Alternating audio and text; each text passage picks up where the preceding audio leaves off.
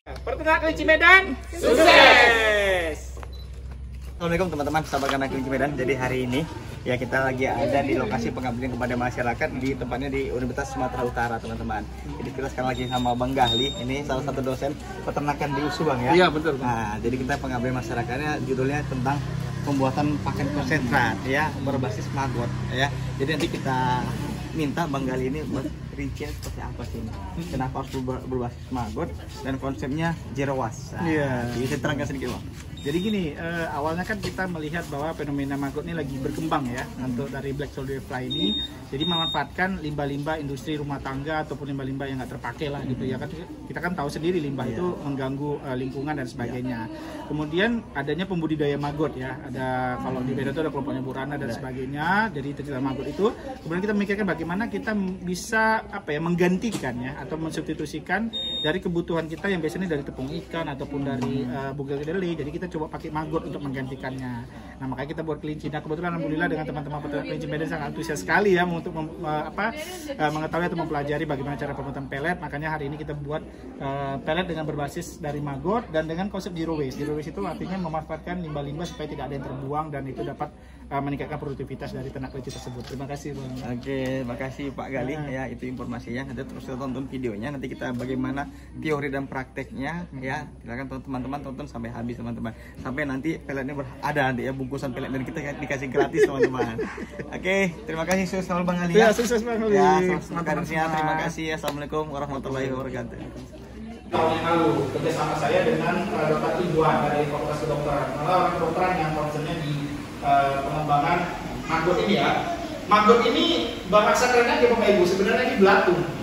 Mungkin tidak pada tahu ya. Jadi maggot itu adalah belatung yang dari lalat ya. Lalatnya sendiri namanya black soldier fly ya, nama jenis lalatnya BSF, sering disingkat. Jadi kita membuat pakan konsentrat berbasis maggot black soldier fly pada ternak kelinci dengan basis zero waste. Nah, apa nih zero waste? Zero waste itu bahasa umum dari apa yang dia makan bisa diolah kembali, apa yang dia keluarkan bisa diolah kembali jadi pakannya, jadi balik-balik gitu.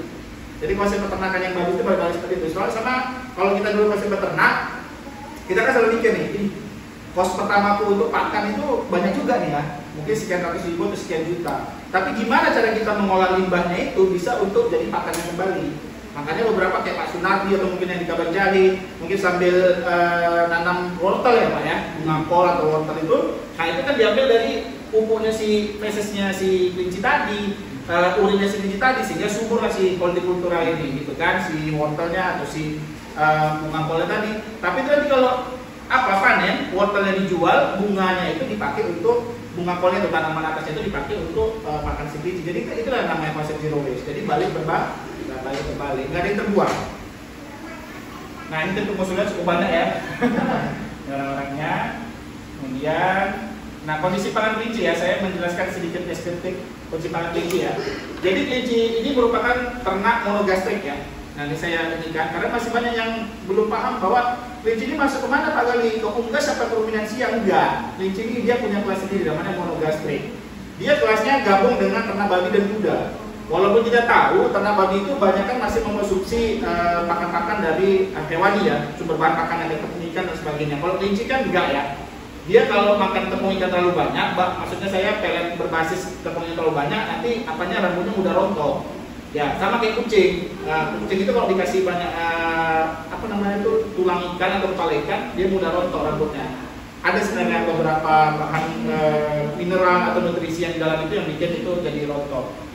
Kemudian kelinci ini lebih dekat kalau dari segi pencernaan, karena kita hari ini berbicara mengenai pakan, dia lebih dekat dengan kuda ya.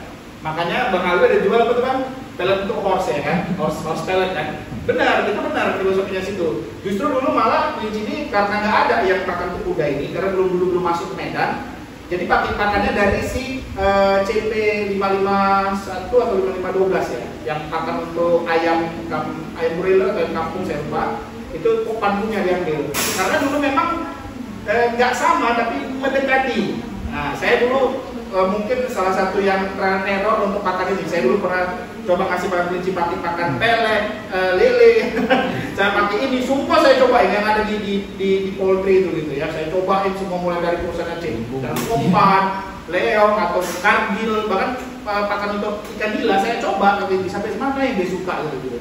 Sampai terakhir saya dapat formulasi, ternyata yang ada di pasaran itu coba yang CP 550, 5512, 5510 itu ya.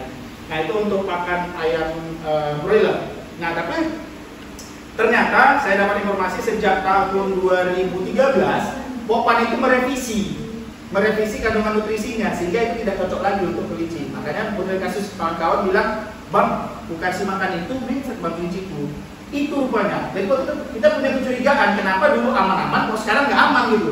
Ternyata diubah mereka formulasinya disesuaikan dengan ayam. Jadi semenjak saat itu sudahlah, kelinci harus masuk kepada kelinci memang, jangan lagi ke ayam lagi gitu. Karena beda memang untuk formulasinya ya. Jadi memang kalau sementara ini monogastrik di golongan dia lebih dekat dengan kuda. Makanya tadi Bang Ali kawan-kawan cari yang makan kuda ya.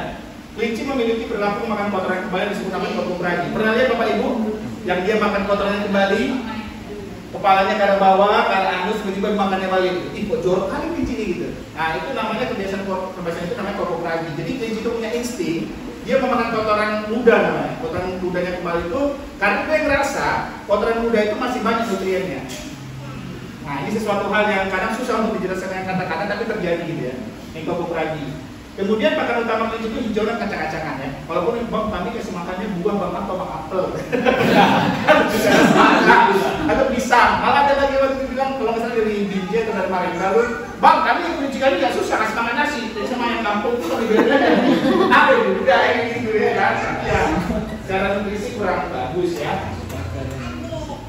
Nah ini ada analisis situasi ya. Nah kita permasalahan kita di bidang pengusaha bidang peternakan bisa diperhatikan ini pakan ini mau nggak mau harus disokong dari hijauan dan konsentrat ya. Ada juga yang dia mix ya Bang, udah komplit di peletnya udah komplit dengan hijauan. Nah kelompok saat ini masih mengeluarkan pelet komersil yang diproduksi dari luar kota Medan. Belum ada yang satu industri kecil pun atau pemerintah pun yang memegang kewajiban atau tanggung jawab untuk kebutuhan pakan ini. Masih kita impor ya Bang dari Jawa, juga ada mereknya Biofit lah dan sebagainya. Nah saya pernah tuh ke tempat produksinya Biofit di daerah Lempang ya Bandung. Nah jadi artinya kurangnya sarana prasarana dan teknologi yang mendukung untuk ketersediaan serta produksi pelet di Kota Medan ya. Kalau kami pun masih di tahap untuk riset dan penelitian ya, belum ke arah komersial. Kalau saya ke arah komersial sampai saya ambil nih pasarnya, ada jadi toke. Tapi saya orangnya mungkin nggak tamak ya. Kalau saya semua saya kerjakan, kurasa nggak jadi gali lagi di dalam mau gali ya. Nggak sempat kerjanya Bapak Ibu, terlalu banyak. Jadi, apa? Sudah nggak sempat lah. Jadi saya berharap ada dari Bapak Ibu perwakilan itu yang bisa jadikan ataupun bentuk peduli tadi ya. Nah kemudian kita mengedukasi bagaimana cara membuat pelet. Nah membuat pelet ini bahan-bahannya Bapak Ibu boleh dicatat atau dada kami bagi ya di bahan itu. Kami pakai tepung jagung yang mudah sekali dapat, dada padi, 2 tepung-tepungan ini itu sering dapat dari Polri. Bumbu kedelai, nah bumbu kedelai udah mulai agak langka ya. Nah pertanyaannya bumbu kedelai itu di mana? Selama ini bumbu kedelai kita masih impor. Ya karena jujur aja lahan kita kan nggak bisa nanam kedelai terlalu banyak ya. Karena kedelai itu harus dataran tinggi. Kita di sini di daerah Samosir saya kalau nggak salah. Ya bahkan di daerah pesisir pantai nggak ada di kedelai ya. Nah kemudian masuk black sodium fly sebagai alternatif tadi utar mineral dan mulasi. Mulasi ini tetes tebu Bapak Ibu. Kemudian alatnya ada gas ukur, timbangan, oven, mesin pelet dan terpal. Ya ini agak jadul kita pakai terpal ya, kita belum ada mixer di sini. Mixernya rusak, bayangkan mixernya lebih tua daripada saya, umur 80 ya, saya 89. Nah ini ada kandungan bahan yang digunakan, kita pakai maggot. Nah di sini ada tadi yang nggak disebut mungkin bumbu sawit ya. Dedak padi, bumbu kedelai, tepung tapioka. Ini kami ambil bumbu sawit karena susahnya dapat bumbu kedelai ya. Jadi kami agak mix and mix kan. Tepung tapioka, nanti tepung tapioka itu tepung kanji. Nah ini supaya untuk merekatkan ultra mineral menghasilkan gula jagung dan minyak nabati. Nah kira-kira formulasi rasinya seperti ini. Nah ini mungkin yang ilmunya agak mahal. Jadi kalau di kedokteran itu ada namanya nutrisionis. Bapak Ibu bayangkan sekarang di rumah sakit itu yang mengatur ransum atau diet itu bukan orang mau kurus, bukan. Diet itu adalah formulasi yang digunakan untuk pasien di rumah sakit. Nah itu nutrisionis jatuhnya, keahliannya. Kalau di peternakan atau di dunia pakan hewan ini ya nutrisionis hewan gitu ya. Kita ada beberapa pakar di sini ya. Nah ini adalah formulasinya. Jadi kita perlu itu sekitar PK, protein kasar itu 18. energi metabolis 2800, serat kasar sekian, lemak kasar sekian, kalsium, fosfor. Nah biasanya itu yang diperhatikan. Nah kita udah sedemikian rupa hitung dia sampai dengan 100%, dapatlah angka ini. Nah, pertanyaan Pak, bisa sulap nggak nih Pak? Jadi saya dulu perlu ngulang di 1 tahun mata kuliah ini supaya bisa dapat A. Karena pertama kali saya ngambil dapatnya cuma C. Almarhum Pak Profesor Dupika Siregar, betul Siregar juga. Nggak lulus saya Pak. Jadi pada waktu gua cuma suruh cari ini setengah mati Pak. Dalam waktu 1,5 jam itu nggak dapat saya formulasinya. Udah langsung C kamu. Langsung tahun depan saya coba ya dengan agak ngomong sedikit, dapat lah itu. Karena susah kali Pak carinya ini. Makanya saya titipkan juga ke Bu Kupon, Bu Rosi, kayak mana kita di pas UPI itu secara matematik komputernya agak-agak curang Pak, kayak kalkulator. Formulasi udah ada, baru kita campurkan. Sebenarnya kalau ada alatnya mixer, kita bisa pakai mixer ya campurkannya ya. Kemudian dikukus ya, makanya agak sedikit dikukus. Nah, kemudian baru kita kita oven ya. Setelah kita cetak ke pelet, kita ovenkan supaya sebenarnya bisa Pak dijemur matahari bisa. Cuman kan lama kan, karena matahari kita malu-malu ya kan, di balik awan jadi tukang muncul. Nah, jadi terpaksa kita harus menggunakan oven ya. Alhamdulillah pengabdian tahun lalu dengan Dr. Iwan kita sudah berhasil bisa membeli oven ya. Ovennya agak cukup besar sehingga bisa kita gunakan untuk pembuatan pelet. Oke, baik Bapak Ibu, sampai sini ada pertanyaan sebelum kita ada di oven.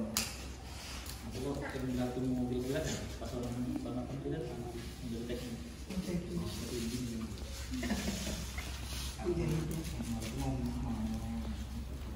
Kalau ini kan tekniknya dari yang dikit sampai yang banyak.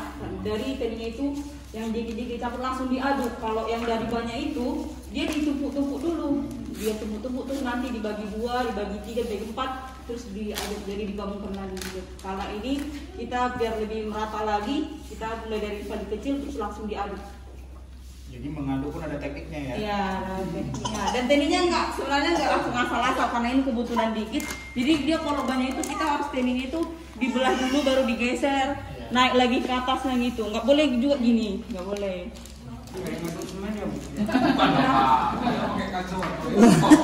Kalau banyak itu tinggalnya orang pakai skop dari instrumen. Iya, tapi dari bawah naik bawah. Sama juga dengan aduk semen harus. Mulai berskop karena ada mesin bor. Yang buat mesin bor tanah itu. Iya. Ya udah begitu aja. Atau kalau ada molen Pak, molen yang sebenarnya ada kurang hati pun tidak. Kami dulu ada alat itu, kayak molen itu Pak, mixer namanya. Tapi mixer kami itu lah lebih tua dari saya kan Pak. Jadi udah umurnya udah nggak ini lagi, nggak layak lagi.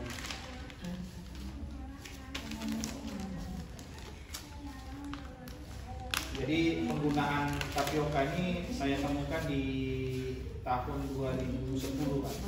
Jadi dulu pun awal-awal modal buat pelet itu nggak pakai tapioka, karena lu nggak ngerti kan untuk perekatnya sama molasi itu. Tapi lama-lama trial and error dapatlah bahwa inilah yang bisa membantu merekatkan. Kalau nggak keluarnya kayak tepung lagi kan deh, keluarnya kayak tepung lagi jelek. Tapioka ini merekatkan ya, Iya, fungsinya ya. membantu merekatkan sama molasi. Molasi bikin harum, dan nanti peletnya harum. Jangan silap, tadi kita kira kue lebaran kan, banyak pelet. Karena tuh gitu kan, keluar dari oven wanginya dia baunya, udah macam adonan kue ini raya ya kan. Aku silap makan. Tepung maggot kan, kalau nggak bayangkan dia maggot, gue tidak aku makan bang. Wangi ya dong waktu keluar dari apa? Oven harum gitu. Tinggal tambah kecap aja. Mantap.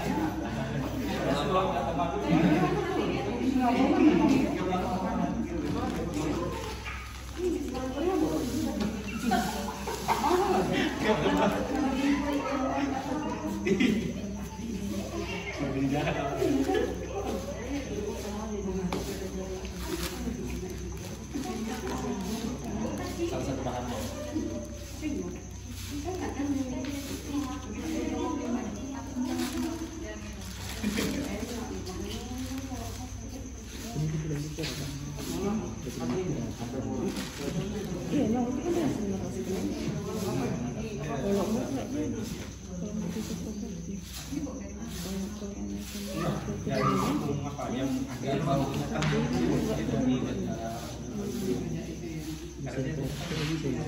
Ya kira-kira seperti ini lah contohnya kalau dia lebih banyak akarnya ini dia satu-satu digeser-geser gitu.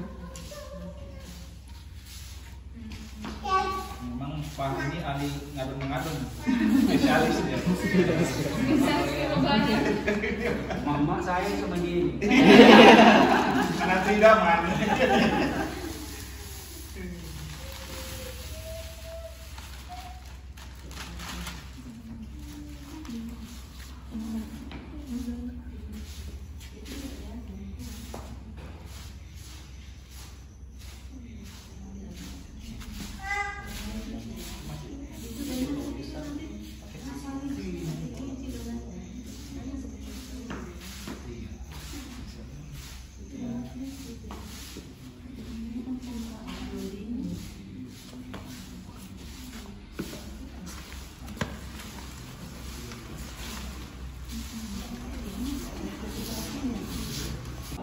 Misalnya kayak molasi ini kan harus beli minimal dia paling nggak 6 drum. Kalau dari perusahaan langsung ya 10 ton, 20 ton. Makanya berhenti Pak, kena bebek. Karena bebek harus kita lihat dulu kan. Iya. Dulu kalau di Sergi Bang pakai apa Bang? Contohnya itu bekicot. Bebek itu bagusnya. Oh iya betul Bang. Sekarang ini terus bisa ngambil ya Bang. Oh bukan, misalkan anu. Putaran ini pun potongannya kencang juga. Jadi ya hancur lagi lah Bang. Dia lagi ada yang kembali.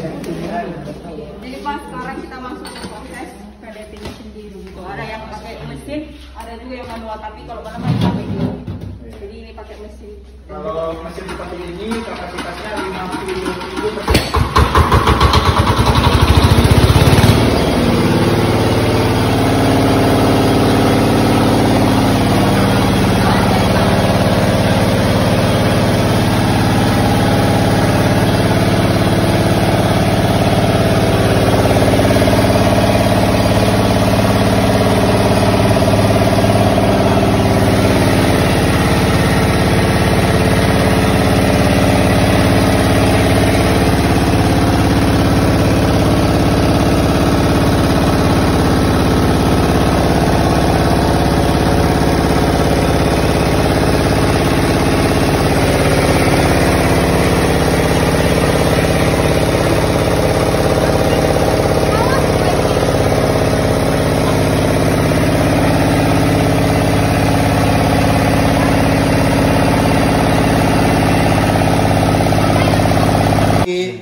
Apalah ya, masih basah lah. Yang diopen lagi. Jadi kalau kena abang ini kan sedikit dia hancur lagi. Masih ini. Baru kemudian setelah ini dia pendek. Setelah ini dilakukan pengeringan menggunakan ovennya tadi. Bisa pakai sinar matahari tapi lebih lama waktunya juga gitu. Terkadang kalau kita jemur, ya kan, jemurnya 10 kilo, nanti waktu mau kita ini kan angkat di 8 kilo Bu. Iya. Dari airnya tadi. Tuh satu lagi dimakani ayam. Kucing pun kadang minumnya wangi ya kan. Enak lebih enak. Jadi tadi setelah pelletnya terbentuk itu ditaruh ke dalam loyang yang sudah ada difasilitasi oleh ovennya sendiri. Nah dia diratakan supaya merata panasnya kan. Jadi Bapak Ibu itulah fungsi tapiokanya tadi. Jadi dia nggak mudah rusak juga dia. Biasanya kalau nggak pakai tapioka dia mudah hancur langsung bentuk butiran gitu. Tapi ini kita pegang-pegang lama-lama dia nggak, palingan dia terpotong aja gitu. Kemudian kita ratakan dan kita masukkan ke dalam ovennya tadi. Berapa lama dia nih kira-kira di open? Kalau ini 24 jam biasanya diterapi dengan suhu 60 derajat. 60 derajat. Ya. Ya, kita tapioka sama tidak. Ini pakai maggot. Ini dia bentuk pakan komplit, hijauannya udah ada. Ya, Jadi nggak perlu nyari rumput lagi. Kalau ini, anak, kalau ini harus pakai rumput lagi karena dia cuma konsentrat murni gitu. Ya.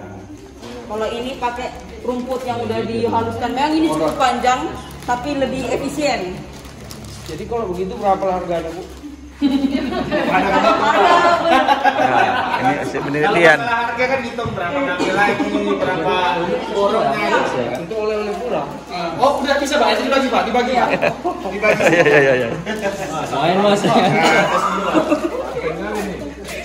Ya, dibagi. Ah. Nanti agak-agak diingat ya Pak, ini pelet gitu. Tidak punya pula ya. Kalau mau tes Kak, boleh dibuka, dicium. Ininya Nanti. Maka ada jangan. Kalau boleh Bapak Ibu dibuka sedikit. Pak, ini apa aja Pak?